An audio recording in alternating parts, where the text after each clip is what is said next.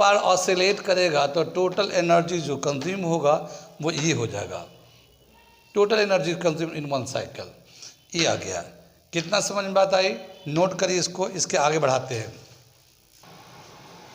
ठीक है, यहाँ से हम लोग आगे बढ़ते हैं, इसे ऊपर से मिटा देते हैं। ये टोटल एनर्जी कंज्यूम आया हमारा W is equal to A naught I naught T cos phi upon 2। ठीक है, ये पीक वैल्यू है। E naught I naught peak value of EMF, peak value of current है। इसको हम लोग चाहें तो ऐसे भी लिख सकते हैं, E naught upon root 2 into I naught upon root 2 into T into cos phi, ऐसे भी लिख सकते हैं हम लोग। अब E नॉट अपॉन रूट 2 को क्या बोलेंगे?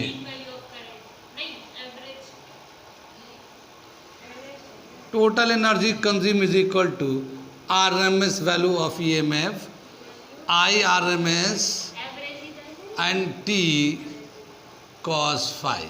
ये हमारा total energy consume in one complete cycle का फॉर्मूला है। ये RMS वैल्यू हो गया।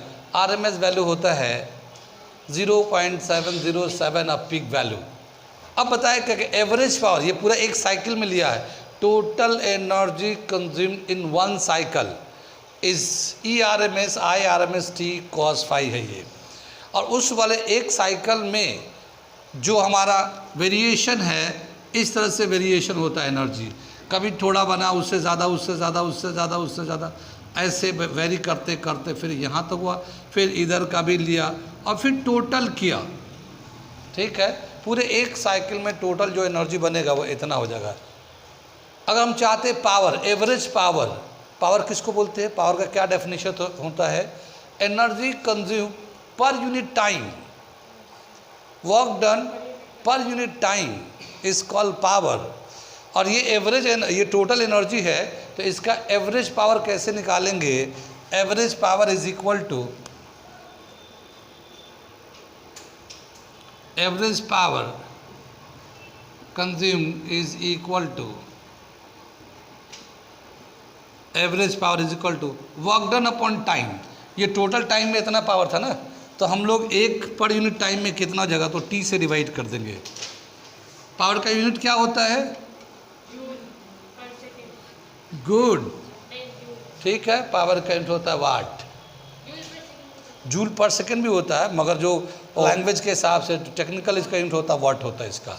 ठीक है, तो ये जो W है इसका वैल्यू कितना है? ये वाला है ERMS वैल्यू। RMS करिए, वर्चुअल वैल्यू का इफेक्टिव कहिए, ठीक है ना? हाँ, T cos phi upon T, तो T से ये टाइम से टाइम कैंसिल हो जाएगा। और average power is equal to E virtual value I virtual into cos phi. ठीक है ना? कितनी बात सुन में? इसको कहते हैं एवरेज पावर। इसे क्या कहते हैं?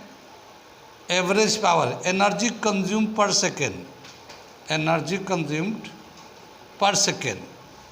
ठीक है, इसे कहते हैं, ये दोनों को मिलाकर I एंड V को मिला के इसको कहते हैं एपरेंट पावर। क्या कहते हैं इसको? Apparent power. ठीक है, और ये कॉस फाई को हम लोग बोलते हैं, कॉस फाई को बोलते हैं पावर फैक्टर। क्या बोलते हैं इसको? Power factor. ठीक है, average power is equal to apparent power into power factor. Apparent power होता है EV IV, product of EV IV, और पावर फैक्टर कॉस फाई होता है। ये हुआ हमारा energy consume per second in one cycle, energy consume per second when AC passes through a circuit. ये relation निकल के आया है। इतनी सारी चीज़ों को करते हुए हम लोग यहाँ तक पहुँच गए और ये फाइनल रिलेशन हो जाता है। कितनी बात समझ में आई? इसको तो याद रख ही सकते हैं कम से कम, इतना आसान है। ठीक है, जीवन को बनाने के लिए कुछ तो मेहनत करना ही पड़ेगा। कितनी बात में खाली रंग बिरंगी कॉपी बना लेने से थोड़ी हो जाता है। ठीक है ना, जाए ना, ठीक है। तो ये हमारा एक फॉर्मूला निकल गया। जब भी कभी ऑल्टरनेट करंट को एक सर्किट से पास करेंगे तो 1 यूनिट सेकेंड में कितना एनर्जी, कितना हीट प्रोड्यूस होता है 1 सेकेंड में, यूनिट सेकेंड में, या कितना work done per unit time, power, कितना पावर है। पावर का यूनिट होता है वाट, जूल पर सेकंड भी बोलते हैं, वाट भी होता है। और यहाँ पे देख रहे हैं कि जो पावर है एसी में वो EV IV cos phi, EV IV को अपरेंट पावर बोलते हैं और कॉस फाई को पावर फैक्टर बोलते हैं। ठीक, अब हम लोग ये देखने जा रहे हैं कि अगर ऑल्टरनेट करंट को एक बार रजिस्टर से पास करें तो कितना पावर कंज्यूम होगा, एक बार इंडक्टर से पास करें तो कितना पावर कंज्यूम होगा, एक बार कैपेसिटर से पास करें तो कितना पावर कंज्यूम होगा, एक बार अगर हम लोग कॉम्बिनेशन में पास करें यानी एलआर ले, सीआर ले, ये एलसीआर सर्किट ले तो फिर कितना पावर कंज्यूम होगा, क्या रिलेशन होगा, उसे अब हम लोग करने जा रहे हैं इस फॉर्मूले के हेल्प से। ठीक है, तो आगे चलते इसे मिटा देते हैं सबको। और अब हम लोग देखते हैं कि जब ऑल्टरनेट करंट को इस तरह के डिवाइस से पास करेंगे तो कितना पावर कंज्यूम होता है। ठीक है, जितना ज़्यादा पावर होगा उतना ज़्यादा एनर्जी कंज्यूम होगा, जितना ज़्यादा एनर्जी कंज्यूम होगा उतना ज़्यादा आपको बिल भरना होगा। ठीक है ना, बिजली का बिल भरना होगा। अगर पावर कम से कम यूज़ हो तो कम से कम बिल बनेगा, कम से कम बिल बनेगा, सस्ता इकोनॉमिकल होगा। तो देखते हैं कहाँ पे क्या होता है वो देखने जा रहे हैं। Here average power is equal to E virtual value I virtual into cos phi. ठीक है, ये स्पेशल केसेस ले लेते हैं हम लोग।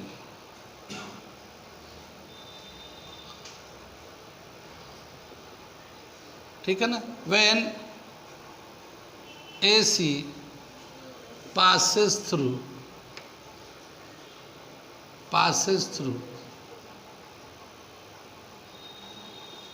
pure resistor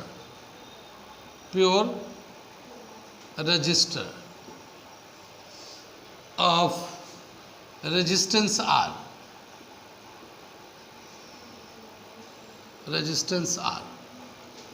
ठीक है ना, प्योर रजिस्टर है, इसमें कोई दूसरा डिवाइस नहीं लगा हुआ है।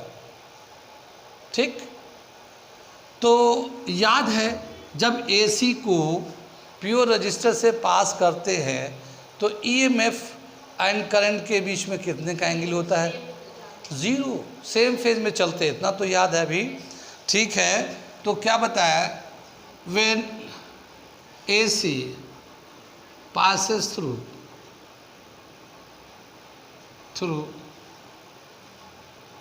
a resistor, the EMF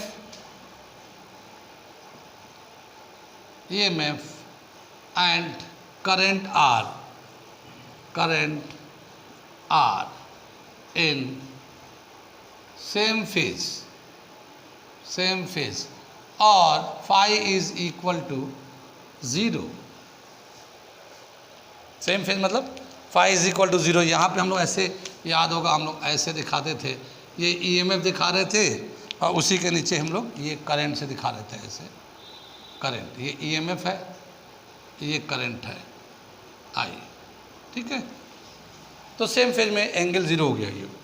अब जब अगर हम लोग cos 0 लेंगे यहाँ पे तो एवरेज पावर कितना जगह है, average power is equal to EV IV cos 0 degree. cos 0 का वैल्यू होता है 1, यानी कि मैक्सिमम होता है, तो क्या हो जाएगा EV IV, यानी मैक्सिमम पावर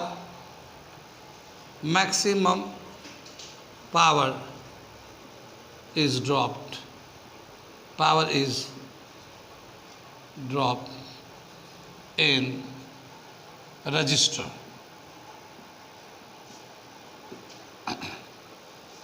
ठीक है, कितनी बात सुन में ये। आगे चले हम लोग, सेकेंड कंडीशन ले रहे हम लोग, ये तो पहला था, दूसरा लेते हैं। when AC passes through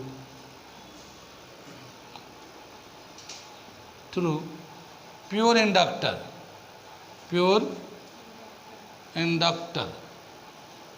ठीक है ना, एल से दिखाते हैं इंडक्टर को।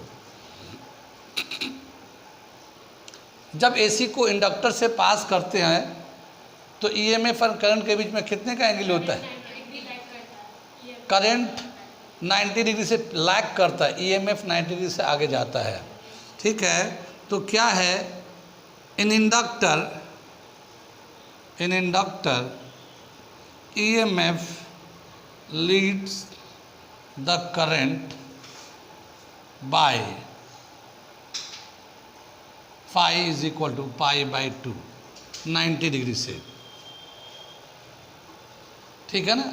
ईएमएफ इसमें जैसे हम लोग प्लॉट करते थे इंडक्टर में, तो करंट अगर इधर दिखाते हैं तो यहाँ से दिखाते हैं VL, इधर दिखा देते हैं, ठीक है ना। अब यहाँ पे लेंगे cos 90 डिग्री, cos 90 का कितना? 0। तो cos 90 जब 0 होता है ये पूरा ही 0 होगा, यानी पावर कितना कंज्यूम होगा? इंडक्टर अगर प्योर इंडक्टर होता है और उससे एसी करंट पास करते हैं तो उसमें करंट का कंजम्पशन या एनर्जी कंज्यूम 0 होता है, 0 एनर्जी कंज्यूम होता है। तो average power is equal to E virtual I virtual cos pi by 2 is equal to 0। क्या समझ में आया? इन प्योर इंडक्टर, यहाँ पे मैं लिख देता हूँ, इन प्योर इंडक्टर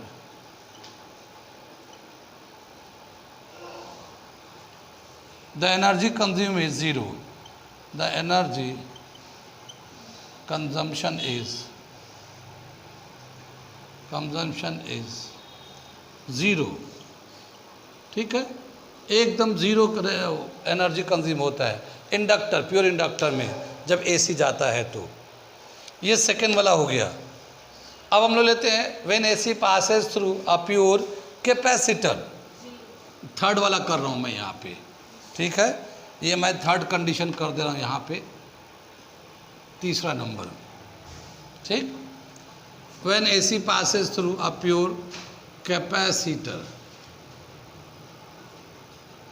ठीक है, when AC passes through a capacitor the EMF and current are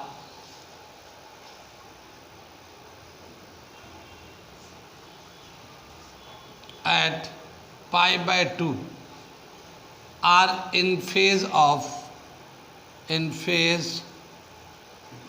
pi by 2, ठीक है ना। जब कैपेसिटर में हम लोग लेते हैं तो कैपेसिटर में ईएमएफ जो है करंट से 90 डिग्री लीड करता है। अब अगर हम लोग यहाँ पे एवरेज पावर लेंगे तो यहाँ पे क्या आ जाएगा, ये pi by 2 90 degree average power in capacitor, E V I V cos pi by 2 डाल दिया, कॉस पाई बाई 2 0 हो जाता है, तो ये 0 हो जाएगा। कितनी बात सुन में? तो यहाँ पे क्या बताया है, इसमें भी कैपेसिटर में भी पावर ड्रॉप 0 हो जाता है। In pure capacitor the power drop is, power consumption is 0।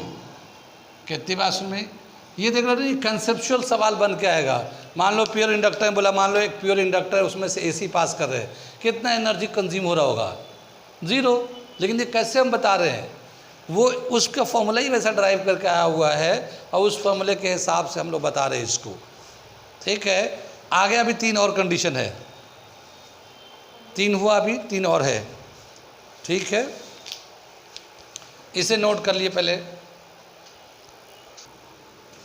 आगे हम बताने जा रहे हैं 4th number, 5th number, 6th number. तो ये मैं मिटाता हूँ। क्या दे रखा 4th केस में? When inductor and resistor are in AC circuit, ठीक है ना, AC सर्किट। पावर ड्रॉप देख रहे हैं कि एक सर्किट में कितना पावर ड्रॉप होगा, पावर कंजम्पशन होगा अगर उसमें एक इंडक्टर एक रजिस्टर लगा होगा। तो इंडक्टर तो ऐसे हम लोग दिखाते हैं, रजिस्टर ऐसे दिखाते हैं, और ये हम लोग का एक ऑल्टरनेट करंट फीड कर रहे हैं, ठीक है, ऐसे दिखा दिया, ठीक है। इसका हम लोगों ने दिखाया था कि इंडक्टर में EMF जो है इधर दिखाते हैं, करंट इधर दिखाते हैं, ठीक है। इंडक्टर में तो 90 डिग्री से लीड करता है, ठीक। और अगर हम लोग इसका रिजल्टेंट निकालते थे, यहाँ पे रिजल्टेंट निकालते थे, ऐसे रिजल्टेंट निकालते, ये VR था और ये VL था, इसका रिजल्टेंट निकालते थे, याद तो होगा। तो ये फाई एंगल था, ठीक है ना। इंडक्टर और रजिस्टर लगाते थे तो रिजल्टेंट EMF जो है ना लीड करता था करंट से। ये फिगर बना के पूरा समझाया गया है, एक बार फिर से जाके आप लोग चेक करना। ये फाई एंगल से लीड कर रहा है EMF, और यहाँ पे इस एंगल को निकालने के लिए हम लोग एंगल निकालते थे, tan phi is equal to XL upon R। ये ऐसे निकालते थे, VL अपॉन VR, ये हम लोग फॉर्मूला लगाते थे। और V जो ना पोटेंशियल ड्रॉप है, तो I RMS value into XL upon I virtual value into R, I से I कैंसिल कर लेते थे, ठीक है। और ये XL अपॉन R ऐसे हमारा tan फाई आता था, ये tan फाई का रिलेशन आता था, ये किया तो था, याद तो आ रहा है ये। और XL को चाहें तो हम लोग ओमेगा L लिख सकते हैं, ओमेगा L अपॉन R, ठीक है ना, ओमेगा L अपॉन R ये हो जाता था। ये जो है tan होता परपेंडिकुलर अपॉन बेस, क्या होता है, परपेंडिकुलर अपॉन बेस। तो ये जो है हम लोग ऐसे दिखाएंगे, ओमेगा L से दिखा रहे हैं परपेंडिकुलर को, और बेस में दिखा रहे रेजिस्टेंस को। अगर हम लोग हाइपोटेन्यूज निकालना चाहें तो पाइथागोरस थ्योरम के हिसाब से क्या हो जाएगा, हाइपोटेन्यूज, ये जो वैल्यू आएगा ये हो जाएगा R square base square plus perpendicular square whole root, ये हाइपोटेन्यूज हो जाएगा। हाइपोटेन्यूज होता है perpendicular square plus base square का होल रूट लगेगा तो हाइपोटेन्यूज आ जाएगा। तो ये हाइपोटेन्यूज आ गया। कितनी बात सुन में, आगे चले। जब हम लोग LR को कनेक्ट कर रखा है AC सर्किट में, तो एवरेज पोटेंशियल या पोटेंशियल ड्रॉप कितना होगा, एनर्जी कंज्यूम पर सेकंड कितना होगा, तो power is equal to, average power is equal to EV IB cos phi आ जाएगा, ठीक है, cos फाई। अब हमें cos होता बेस अपन हाइपोटेन्यूज, तो बेस में कितना है R, हाइपोटेन्यूज में कितना है ये R square plus omega square L square whole root.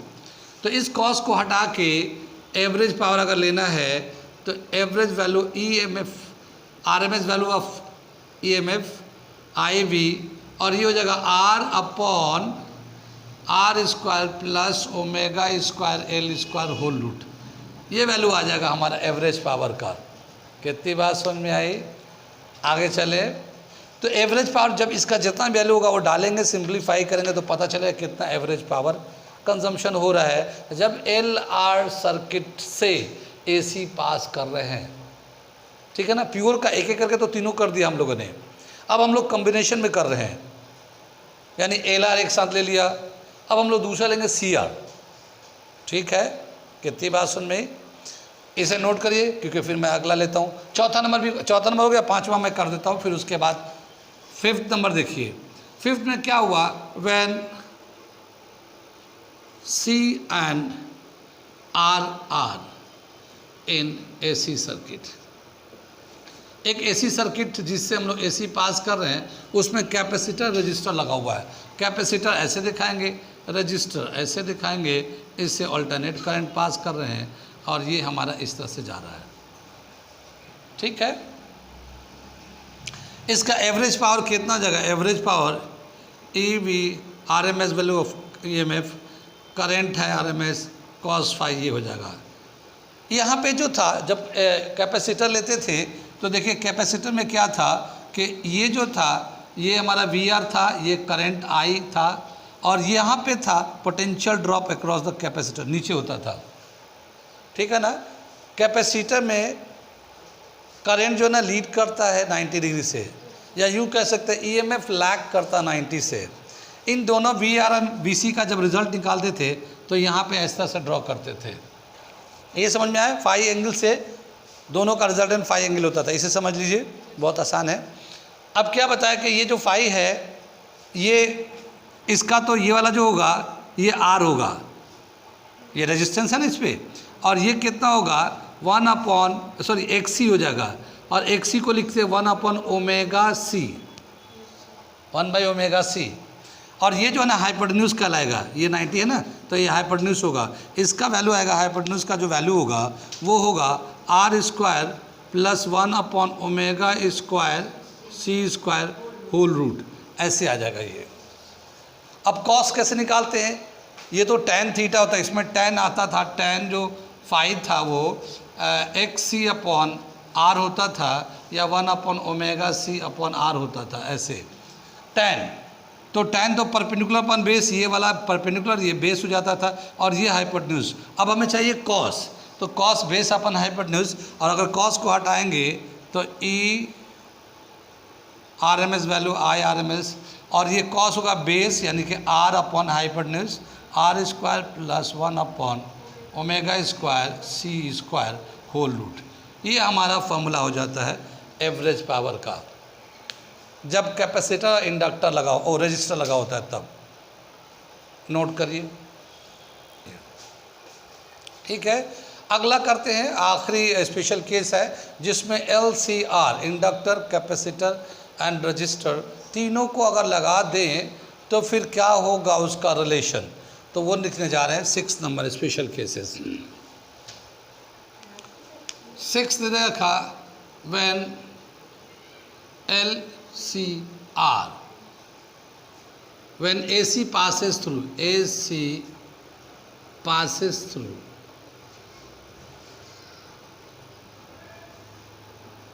LCR circuit, ठीक है। क्या आ जाएगा इसका, average power is equal to virtual value of EMF current cos φ। इसमें हम लोगों ने, ये इंडक्टर है, ये कैपेसिटर है, ये रजिस्टर है, और ये हमारा अल्टरनेट करंट है, ठीक है। इस तरह से पास कर रहे हैं। इसका जो फेज़र डायग्राम हम लोग बनाते थे, याद तो होगा, फेज़र डायग्राम में बनाया था, ये हम लोग के VL दिखाया था, इधर से VC दिखाया था, ये VR था, और करंट को इसमें दिखाते थे इस तरह से। अगर हमने दिखाते हैं VL is greater than VC, VL is greater than VC, तो ये डिफरेंस होगा VL माइनस VC का, और यहाँ पे हम लोग लेते थे, इसका रिजल्टेंट लेते थे यहाँ पे, और ये इस तरह से हम लोग बनाते थे ये, और ये जो रिलेशन है VL माइनस VC के बराबर है, और ये VR के बराबर है, और ये फाई एंगल है, और यहाँ पे EMF करंट से लीड कर रहा फाई एंगल से। कितनी बात सुन में। और यहाँ पे याद होगा tan फाई जो लिखते थे perpendicular upon base VL minus VC upon VR, और इसको जब सिंप्लीफाई किया था तो ω/L माइनस 1/ω/c/R, ये हम लोगों ने फॉर्मूला लिखा था वहाँ पे सिंप्लीफाई करके। कितनी बात सुन में, tan में, जब tan में ये था तो परपेंडिकुलर अपॉन बेस, तो हमें ये मिल गया, ये देखो ये परपेंडिकुलर है, यानी ये वाला वैल्यू आ गया इसका, और बेस पे R है, तो ये जो हाइपोटेन्यूज होगा वो कितना हो जाएगा, वो हो जाएगा R² + ω/L माइनस 1/ω/c का होल स्क्वायर होल रूट, ये हाइपोटेन्यूज हो जाएगा। ये नहीं, ये होगा ना भाई, ये बेस का square plus perpendicular square whole root लेंगे तो हाइपोटेन्यूज हो जाएगा। और ये परपेंडिकुलर जो है ना, ये VL माइनस VC है, इसका वैल्यू ω/L माइनस 1/ω/c है, ठीक है। तो ये जो है कॉस लेंगे तो बेस अपन हाइपोटेन्यूज, तो average power is equal to EV IV R/R² plus ω/L minus 1/ω/c whole square whole root. ये आ जाता हमारा average power consumption when AC passes through inductor, capacitor and resistor in series. ठीक है, कितनी बात में ये फॉर्मूला समझ में आ रहा है आप लोगों को? ठीक है, अगर ये याद रहा तो समझो वो 6 के 6 याद है। ठीक है, ये याद है तो 6 का 6 याद है। कैसे? मान लो खाली प्योर रजिस्टर है, प्योर रजिस्टर होगा तो ये दोनों जीरो हो जाएंगे, ये है ही नहीं, तो प्योर रजिस्टर होगा तो ये, ठीक है ना, आर स्क्वायर बच जाएगा, रूट में से बाहर निकल जाएगा, आर से आर कैंसिल हो जाएगा, ई भी आई भी बच जाएगा, है ना, ई भी आई भी बच जाएगा, एवरेज पावर कंजप्शन। अगर मान लो इंडक्टर है, रजिस्टर है, तो कैपेसिटर नहीं है तो इसको हटा दो, तो ये बचेगा R square plus omega square L square, ऊपर आर, तो R upon R square plus omega square L square है। ठीक है, या कैपेसिटर इंडक्टर नहीं है तो इसको जीरो कर दो, ये बच जाएगा, ये प्लस माइनस में तो ये स्क्वायर है तो प्लस हो जाएगा वो भी फिर से, तो R square plus 1 upon omega square C square. ठीक है ना। अगर मान लो खाली प्योर इंडक्टर है, इंडक्टर ये वाला है, ठीक है ना, तो ये ज़ीरो कर देंगे, दोनों को ज़ीरो कर देंगे, इंडक्टर में रह जाएगा। ठीक है, और इंडक्टर में तो जानती वो 90 का एंगल होता है, वो तो ख़त्म ही हो जाता है, वो इंडक्टर में 90 का एंगल होता है तो वो ख़त्म हो जाता है, ज़ीरो हो जाता है। तो कितनी बात समझ में आई? तो ये हमारा हो गया power consumption when AC current passes through a circuit, और डराइव भी और उसका स्पेशल केसेस भी। बहुत अच्छा टॉपिक।